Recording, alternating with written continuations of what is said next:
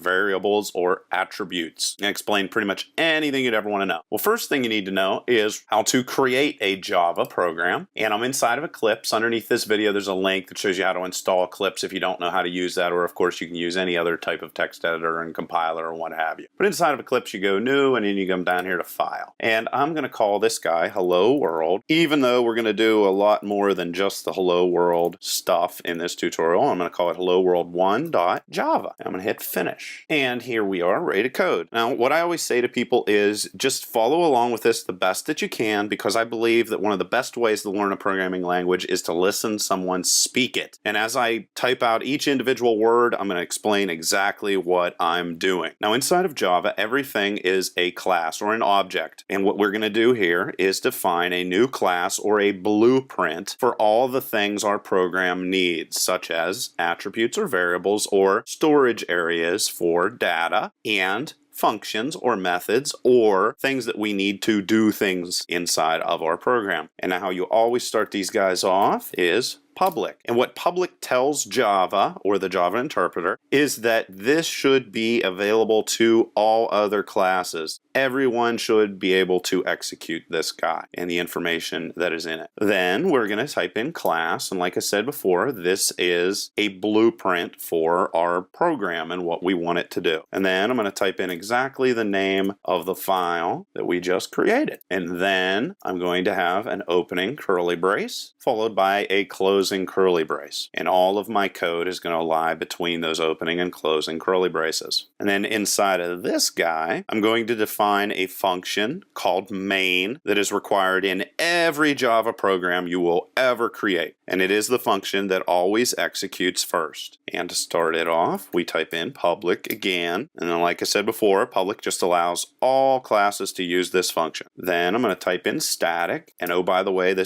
always use the same sort of format, public, static. You're going to see a second, void, main, and then all the other stuff that I'm going to go over in a second. What static means is that only a class can call for this function to execute. And the class in this situation that's going to call for it to execute is Hello World. And then we're going to type in void. And what void means is it's stating that this function doesn't return any values after it is done executing. And then we're going to type in main, which is the name of our function. And don't worry about this for now, but string args, like we have right here. What this is doing is that every main function must accept an array of string objects. But like I said, don't worry about that. It can become confusing, and I don't want to confuse you, especially right here from the onset. So now inside of this, for the basic Hello World common program that people use, we're going to call an object called system out. And system out is an object that outputs information in different ways. Well, we're going to say we want to use the print line function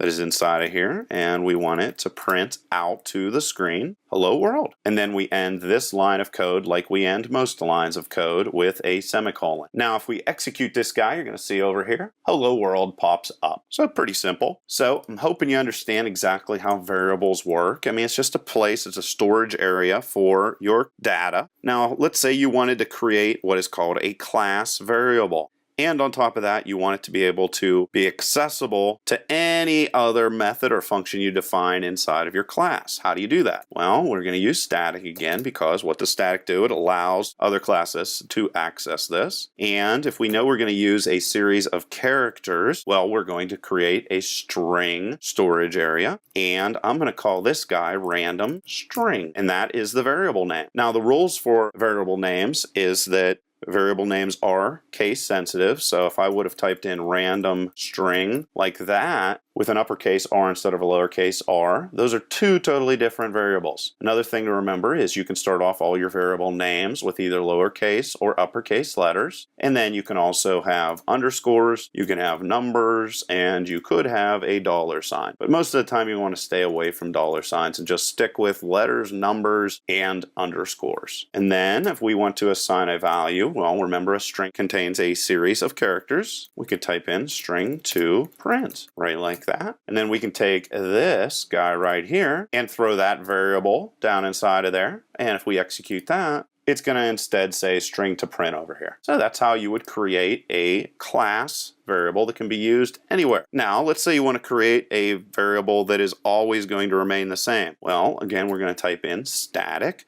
because we want everybody to have access to this. And if you want it to be what's called a constant, you use final. And then let's say that we want this to be a number that has decimal places in it. Well, in Java, by default, if you want a storage area that's going to be a number with decimal places, it is called a double. So we're going to put that in there. Another common practice inside of Java is if you're creating a constant, that the variable name should be all uppercase letters. And in this case, I'm using pi as a value for this guy. And then just to show you that it works, you can use it just like before, execute, and boom, there pi shows up over on the right hand side of the screen. And if you can't see this by chance, watch it full screen and everything will look great because it's an HD video. Okay, so now I'm going to show you a little bit more about variables. Now if you want to create a variable or use a variable, you must declare it before you can use it. Here I'm creating what's called an integer, and I'm going to give it a name, integer 1 for example. And I could just do that, and this would be called a declaration statement. And that would all be perfectly fine. If I want to also assign a value to it, which also makes a lot of sense, I could do just that. And then also understand you could also declare multiple different variables all at once by going into jir2 and then as many commas as you'd want, ended with a semicolon. But that's just the basics right there. So integer 1 we're going to say is equal to 22. Okay, that's great. Well, you could also create a new integer, and it's going to be called integer 2 in this situation. And we're going to say that integer 2 is equal to integer 1. And if you want to increase that value by 1, for example, well, that's what you do, just with a plus sign. And this is what is called an expression statement. Okay, so this is declaration statement right here, and this is an expression statement. Nothing you really need to know, but also understand that it is completely valid to say int integer 2 and put this on the next line and then put this on the next line and then put this on the next line. Java does not care about white space. Why? Because it cares about this semicolon. This tells it it is the end of the line. And then of course you could come in here, copy that, paste that in there. And if you wanted to print this to screen, you do it like that. And you can see here the 23 showed up on the screen. All right, so let's get rid of that for now. I'm going to get more in on the specifics of variables and how they're used now. Now there's a bunch of what are called primitive types inside of Java. And really the only thing that makes them different is what values they can hold. So you have bytes. And I'm going to call this big byte because it's actually going to be the biggest value that a byte can hold, which is 127. And the minimum is negative 128. Shorts, so I'm going to say big short. Doesn't really make sense, does it? Big short is equal to, and then this situation is 32,767. And the smallest is negative 32,768. So it's just one less than what your maximum is there. For integers, big int is equal to, and this number is like 21, 1, 2, 3, 4, 5, 6, 7, 8. It's bigger than that, but basically understand that it is right around 2.1 trillion. Okay, so that is the biggest int that you can put in there. It's actually a bigger number, but not by much. Then you have what are called longs, and let's go big. Long is equal to 922, and then it puts 16 zeros after that. Okay, and then you have to always end it with L whenever you're defining a long. So that's approximately how big a long gets. Then you have floats, which are just decimal place numbers. Big float is equal to, and it's a big guy. I'm actually going to show you exactly what it is. It's kind of machine dependent. Just understand you have to put an F there at the end to be able to create a float. And then a double, in essence, is a float, except it is just a bigger, more precise float. So you can put a lot more numbers in there than you could ever do with a float. And also another thing to remember is you can put a D at the end of this double, but it is not required because it's a default that we're using doubles inside of Java if you're using decimal places. Now remember I said I could actually print out on the screen the maximum size for my float. Now I'm going to use system out, print line again, and if I want to print that I just go float dot and I'm going to type in max underscore value, right like that. And I can also do the same thing with doubles. So this is going to tell me precisely how big they are depending upon the system that I am using. might be different for the one you are using. And we can print that out and find out. And you can see there is the largest float you can create, and here is the largest double you can create. Make sure you understand here E38, these are exponents. So these are big numbers. 38 digits in length is 308 digits in length. Just understand that a float is precise to roughly 6 decimal places, and a double is precise to approximately 15 decimal places. So, like I said before, you don't need to memorize this stuff, just laying it all out there. Then you have booleans, and they are literally true or false. That is it. They cannot hold a value of 1 or 0 or what have you like other computer programming languages. They are either true or they are false. And they are not uppercase true. They are lowercase true or false. And those will come more into effect later on in the tutorial series. Then you have characters, and what they are is it's a character is either a number or a character. It's a character that is surrounded by apostrophes. So if you want to create one, you can go random. You can actually do it in a couple different ways. I'm going to go random char is equal to, and I'm going to type in 65 in this situation, and then I'm going to go character another char is equal to, and I'm going to go a, right like that. Now, if we come in here and actually copy this, we can see what the difference is. Make sure you do not surround these with double quotes though. It will not work, or at least it won't be a character. So then, if I want to go random, char, paste it inside of there, and then let's see what this guy looks like. You can see that in uppercase A shows there on the screen, which just so happens to be the same character code as the A down here. And just to prove that I'm telling you right, I'll change it to 66. Run it again, and now you see that it is a B. So those are character codes, and I have a little bit more information underneath this about how character codes work and all the different character codes. Characters can also contain what are called escaped characters, and they are things like backspaces. So let's just call this escaped cursors like that, and they can be a backspace, which is that right there, or they can be a form feed, which is a backspace. Well, actually these are surrounded by apostrophes, just to make sure we got that all right.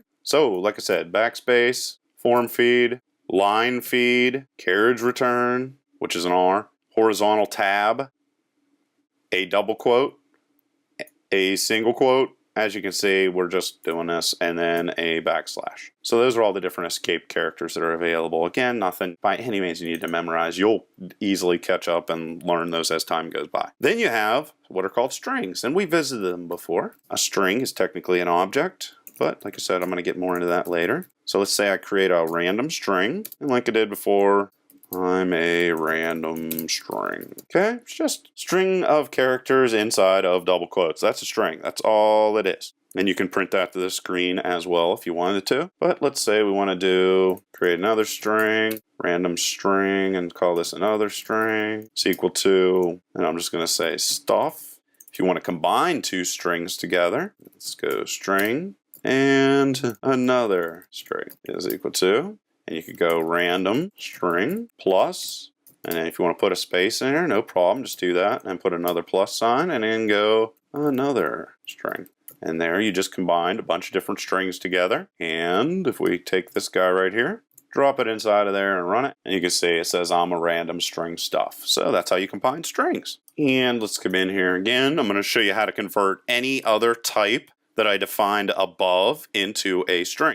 Well, you go to create a string to hold the thing, and we can go byte string. That's just the name of the variable I'm creating. And if you want to convert a byte to a string, you would just type in byte with an uppercase B to string, right like that. And it's a function, and we're going to go in here and go big byte. And I defined that up above. So now this string called byte string is actually going to hold the value of the variable called big byte, except it's going to be a string, so it's going to be 127. And then there's actually 6 of these different guys. There's one for short, there's one for int. There's no reason for there to be one for characters or char. There's one for long, and they all follow exactly the same format. One for float, there's one for double, and boolean. And then the only thing you need to do is replace these guys with uppercase letters. So this is going to be short now, dot to string. And then of course it's going to be big short. And then in this situation, it's going to be integer instead of int. And this is going to be long, this is going to be float, this is going to be double, and this is going to be Boolean, except in uppercase letters. So that is how you convert any of the other primitive variable types into string types that you can use. Another thing that you learn kind of at the onset of learning how all these different things work is how to cast, or how to convert from one primitive type to another. So let's say I create a double value, and it is equal to 3.14 blah blah blah blah blah. Okay, so there I just created a variable called a double value, and if I create an int, and double to int is the name of that variable, and I want to convert this double, which is right here, into an int. How do I do it? Real simple. I just put little braces like that and then type int, or what I want to convert it into, and then I just take the variable that I want to convert right like that. And then if I print to screen this new integer, you'll see right over here that it takes this big double, 3 point blah blah blah, and turns it into a 3. Now you may have a question of what happens whenever the double is bigger than the integer, meaning the space for it. Well, let's find out. Just go like that, hit return, and what it does is it puts in as many numbers as it can, or the maximum value that an integer can hold. So you can see by doing this casting and converting that a lot of information is lost along the way. But it's important to know how to do casting and so forth, so that is why I'm covering it. And if you would want to cast any of the other guys, it would just be byte, short, long, inside of braces, double. And then the final thing I'm going to show you here is how to turn a string into one of the other primitive data types. And it's pretty easy. Here's int string up right here, and let's big int. Now if I want to create a new variable called string to int, and I want to convert that string, which is right here, int string, back into an integer, well, I'm going to type in uppercase integer, and I'm going to type in parse int, right like that. And then I'm just going to pass in the string that I want converted into an integer, right like that. And I can come in here and go paste, and we can see what we got here. And there you go. We printed it out, and it is now back to being an integer after it was turned from an integer into a string and back into an integer. And there are parse functions available for all the other different types. There's parse short, there's parse long, there's parse byte, parse float, parse double, and parse Boolean. And once again, there's no reason to parse a character. So there's a whole bunch of different things you can do with variables inside of Java. Leave any questions or comments below. Like I said, the code is heavily commented and underneath of this video. Otherwise, till next time.